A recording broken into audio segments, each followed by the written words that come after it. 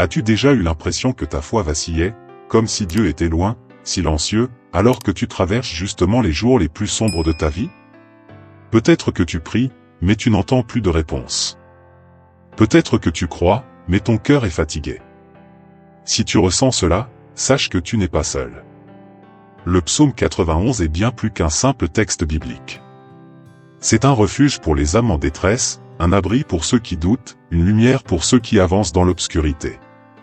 Dans cette vidéo, tu vas découvrir comment ce psaume peut raviver ta foi, même quand tout semble perdu. Reste avec moi jusqu'à la fin, car ce que tu vas entendre aujourd'hui pourrait marquer un nouveau départ. Un chemin vers la paix intérieure, la confiance retrouvée, et le sentiment d'être enfin guidé et protégé.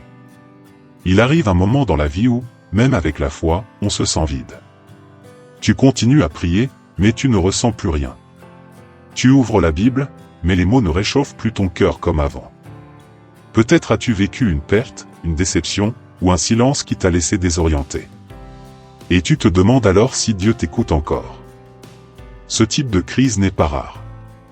Même les croyants les plus fidèles y passent un jour. Ce n'est pas un signe de faiblesse, ni d'abandon, mais un appel discret à revenir à l'essentiel. À revenir dans les bras de celui qui t'attend, même quand tu ne ressens plus sa présence. Dans ces moments de trouble, le cœur a besoin de repères simples et puissants. Et c'est précisément là que le psaume 91 devient un appui solide. Il ne demande pas une foi parfaite, seulement un cœur ouvert. Il ne promet pas l'absence de difficultés, mais la présence constante d'un Dieu protecteur au milieu de l'épreuve. Tu n'as pas besoin de tout comprendre. Tu as seulement besoin d'accepter que même dans le doute, ta foi peut continuer à vivre. Et c'est dans ce combat intérieur que se construit une relation plus profonde, plus vraie, avec Dieu. Le psaume 91 est une clé pour retrouver ce lien. Quand tout vacille, le psaume 91 devient un pilier. Il ne s'agit pas seulement de paroles anciennes, mais d'une promesse vivante. Ce psaume nous plonge dans une vérité essentielle, Dieu n'est jamais loin. Il est notre refuge, notre forteresse, notre abri quand la tempête fait rage. Il nous rappelle que la foi ne dépend pas de ce que l'on ressent, mais de celui en qui l'on croit. Ce qui rend ce psaume si puissant, c'est la manière dont il parle directement à l'âme blessée. Il n'utilise pas de mots compliqués. Il dit simplement que, même quand mille tombent à tes côtés, toi, tu resteras debout.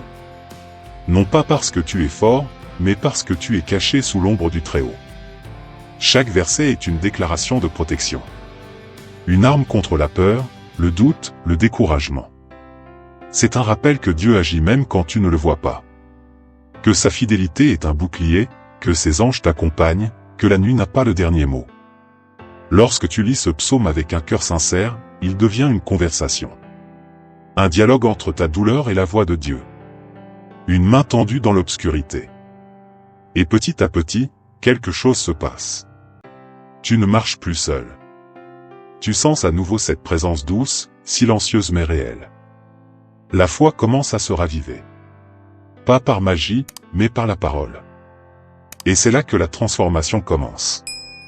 Quand les pensées s'agitent et que le cœur est troublé, méditer le psaume 91 devient une respiration profonde dans la tempête. Ce n'est pas une lecture rapide ni une répétition automatique. C'est un retour vers l'intérieur, vers ce lieu secret où Dieu habite. Ce psaume commence par ces mots puissants, « Celui qui demeure à l'abri du Très-Haut repose à l'ombre du Tout-Puissant ». Tout commence par un choix, demeurer. Tu peux prendre quelques minutes, chaque jour, pour t'arrêter. Trouve un endroit calme. Lis ce psaume lentement, à voix haute si possible. Laisse chaque phrase pénétrer ton esprit, toucher ton cœur.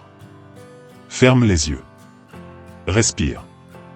Et demande à Dieu de te révéler ce qu'il veut te dire à travers ces mots. Certains versets peuvent devenir des ancrages. Par exemple, tu ne craindras ni les terreurs de la nuit, ni la flèche qui vole de jour.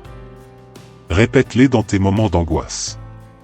Quand la peur monte, rappelle-toi, il te couvrira de ses plumes et tu trouveras un refuge sous ses ailes.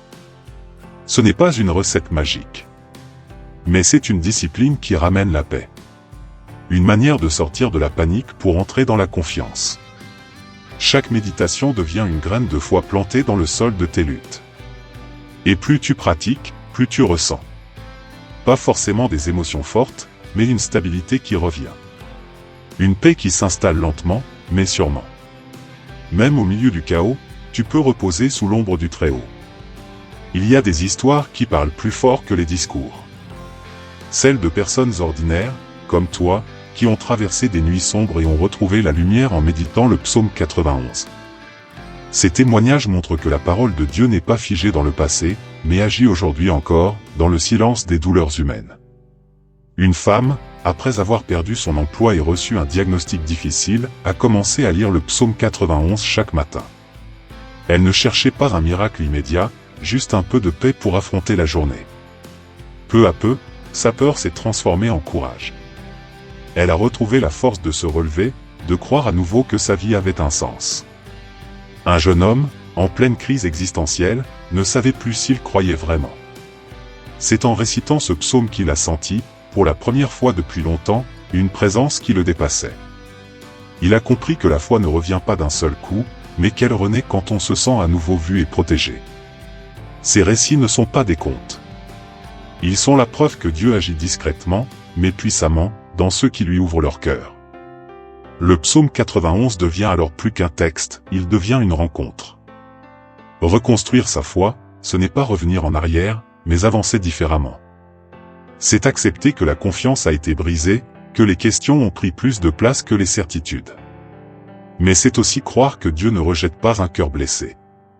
Au contraire, il s'en approche. Le psaume 91 nous apprend à laisser Dieu faire son œuvre, doucement, sans pression. Il ne demande pas une foi parfaite. Il demande simplement qu'on vienne à lui tel qu'on est. Fatigué, perdu, sans mots. Mais présent. Et c'est là que la reconstruction commence. Dieu ne restaure pas en surface. Il va en profondeur. Il touche les endroits cachés, les blessures non dites, les peurs enfouies. Et petit à petit, il redonne confiance. Tu recommences à croire que tu n'es pas seul. Que tu n'as pas été oublié. Que ton histoire a encore de la valeur. Il ne s'agit pas de sentir quelque chose de spectaculaire. Il s'agit d'un pas après l'autre. D'une parole entendue au bon moment. D'un verset qui réchauffe l'intérieur. Laisser Dieu reconstruire ta foi, c'est lui donner la permission de t'aimer, même dans ton doute. Et un jour, presque sans t'en rendre compte, tu remarques, tu pries à nouveau. Tu espères à nouveau. Et surtout, tu crois à nouveau. Le chemin peut être long, mais le simple fait de l'emprunter change déjà tout. En revenant au psaume 91, tu n'as pas seulement lu un texte ancien. Tu as ouvert une porte. Celle qui mène à une relation vivante avec Dieu. Même dans les jours les plus difficiles, tu peux sentir à nouveau sa main sur ta vie. Ta foi, même fragile, est précieuse. Et c'est en avançant pas à pas que tu découvriras une force nouvelle, une paix plus profonde, un courage que tu croyais perdu. Car être guidé et protégé par Dieu, ce n'est pas fuir la douleur, c'est traverser la tempête avec une ancre solide. Continue à méditer ce psaume. Laisse-le te parler. Chaque lecture est une semence. Et à force de l'arroser, ta foi refleurira. Différente, peut-être. Mais plus vraie. Et profondément ancrée. Merci d'avoir pris ce temps pour découvrir comment le psaume 91 peut renforcer ta foi, même dans les moments difficiles. N'oublie pas, la foi se construit chaque jour, à travers la parole et la prière. Si ce message t'a touché, n'hésite pas à liker, partager et t'abonner pour d'autres vidéos qui nourrissent ton esprit. Que la paix et la force t'accompagnent toujours.